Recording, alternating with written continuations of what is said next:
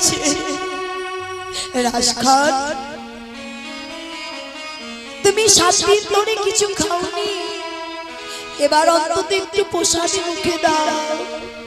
কত কষ্ট করে এসেছো তুমি আমার কাছে, আজ ভগবান নিজে দাঁড়িয়ে ওই বেধর্মী মুসলমানের বদনে প্রসাদ তুলে দিলেন। নিতাই গৌর হরি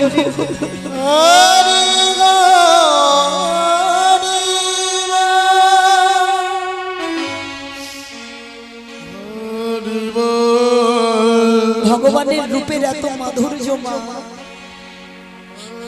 একবার যদি কেউ ওই রূপের নয়ন দেয় তার আর ঘরে ফেরার জায়গা থাকে না।